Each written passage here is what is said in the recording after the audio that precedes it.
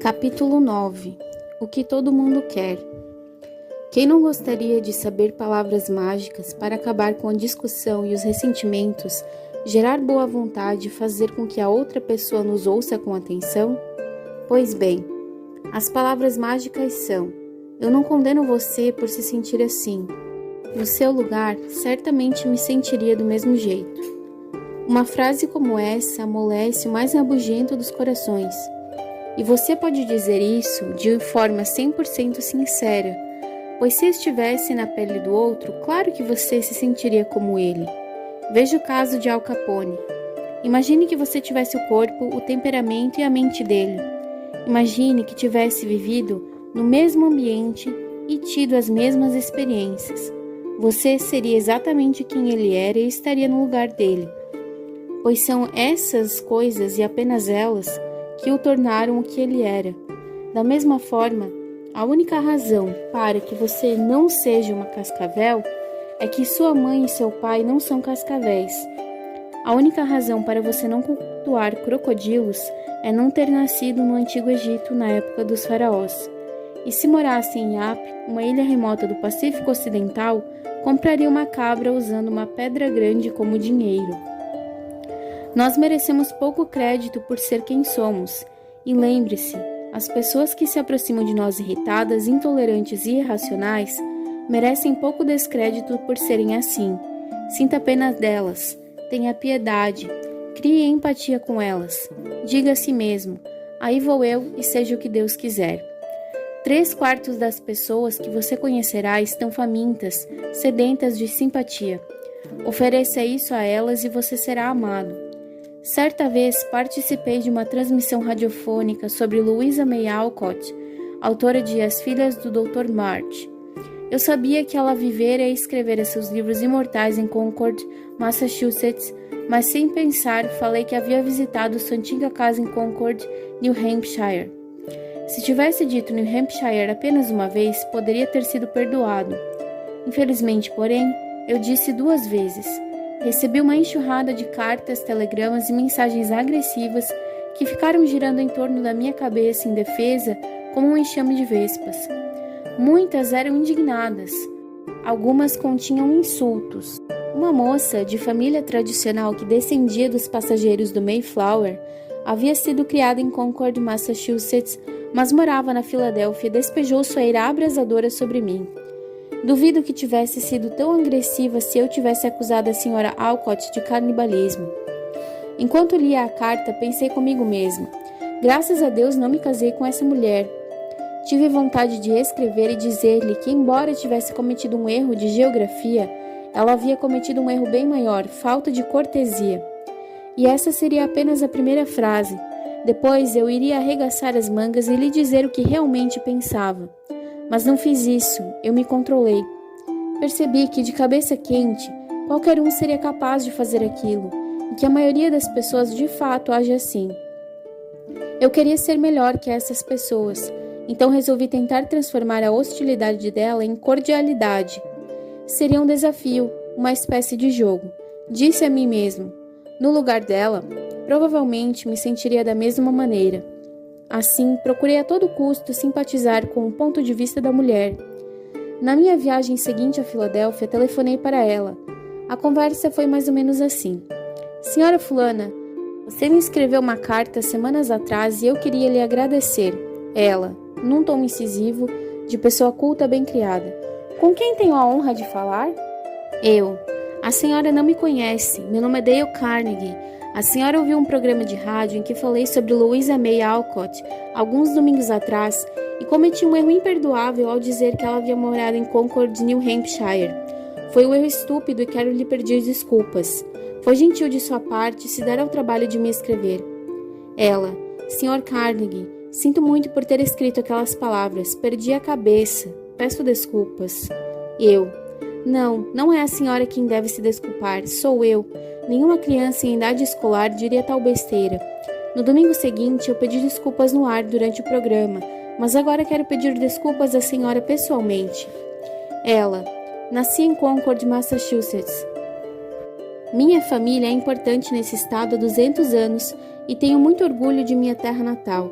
Fiquei realmente perturbada quando ouvi o senhor dizer que a senhora Alcott tinha morado em New Hampshire, mas sinto muita vergonha daquela carta. Eu garanto à senhora que sua perturbação não foi 1/10 da minha. Meu erro não feriu Massachusetts, mas a mim mesmo. É muito raro ver pessoas de sua posição e cultura escrevendo cartas para radialistas, e espero que torne a escrever se perceber que eu disse algo de errado. Ela, sabe, gostei muito do modo como aceitou minha crítica. O senhor deve ser uma pessoa muito boa. Gostaria de conhecê-lo melhor. Assim, por ter pedido desculpas e acolhido o ponto de vista da senhora, ela começou a se desculpar e também acolheu o meu ponto de vista. Tive a satisfação de manter o sangue frio e de retribuir os insultos dela com gentileza. Eu me senti muito mais gratificado por fazê-la gostar de mim do que se a tivesse mandado se jogar num rio. Qualquer pessoa que ocupe a Casa Branca enfrenta quase diariamente problemas espinhosos nas relações humanas.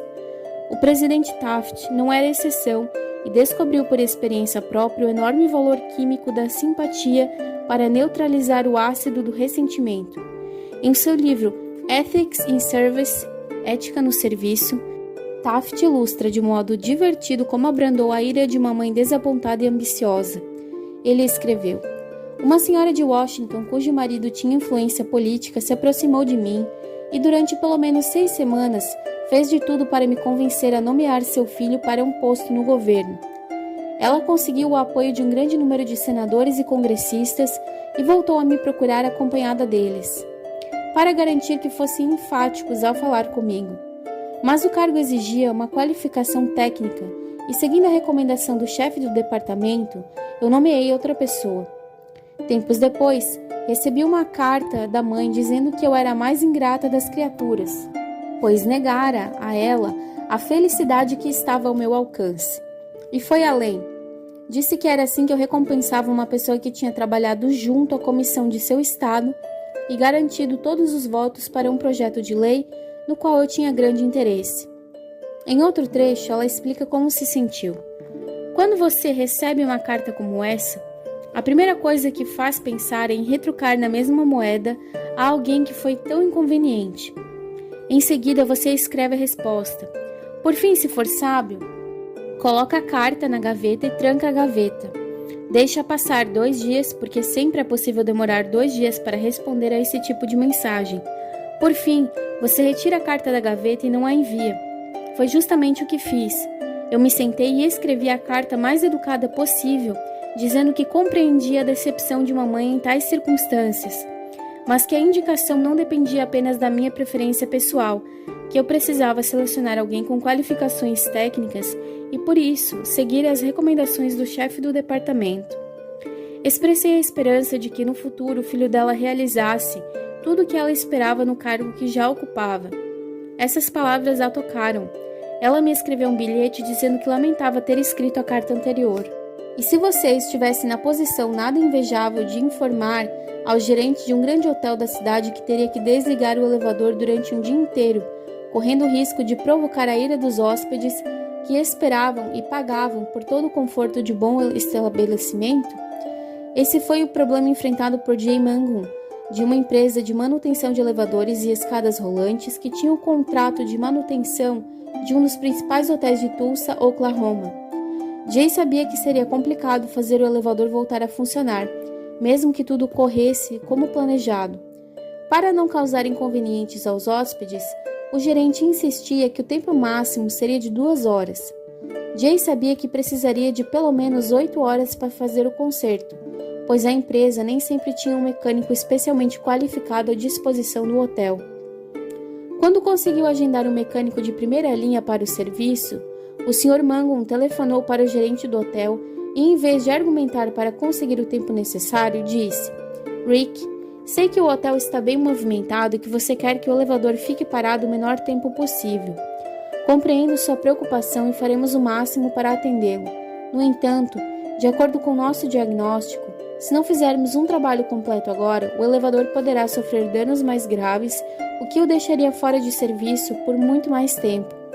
Sei que não deseja criar um inconveniente para seus hóspedes durante vários dias. O gerente foi obrigado a concordar que interromper o serviço por 8 horas era melhor do que ficar sem elevador por vários dias.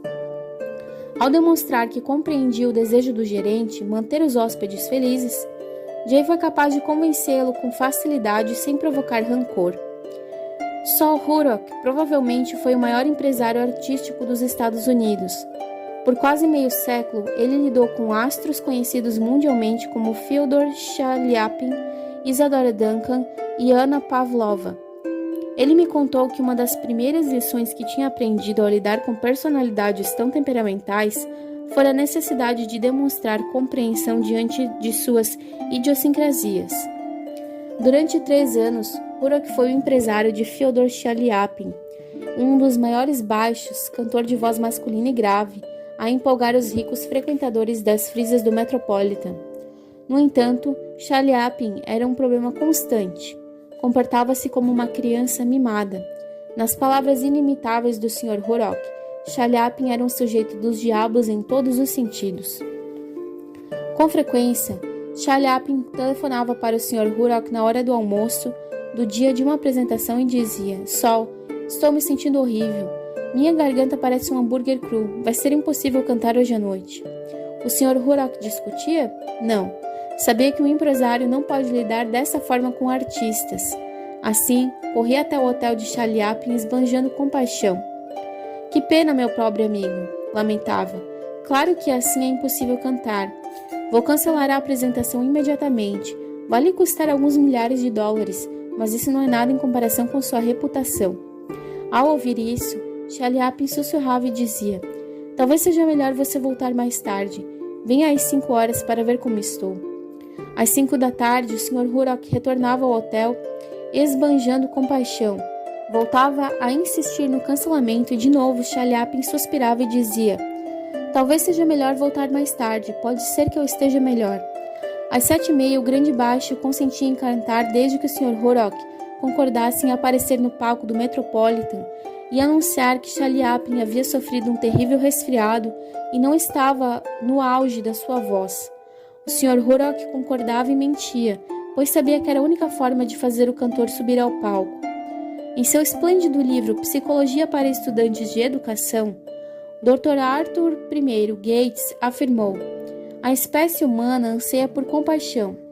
A criança faz questão de mostrar o machucado, chega a se cortar ou se machucar de propósito para ser alvo de compaixão. Com o mesmo objetivo, os adultos mostram suas feridas, relatam seus acidentes, doenças e detalhes de procedimentos cirúrgicos. Em alguma medida, a autopiedade diante das desgraças reais ou imaginárias é um comportamento praticamente universal. Portanto, se quiser fazer pessoas pensarem igual a você, princípio 9. Demonstre compaixão e compreensão diante das ideias e dos desejos do outro.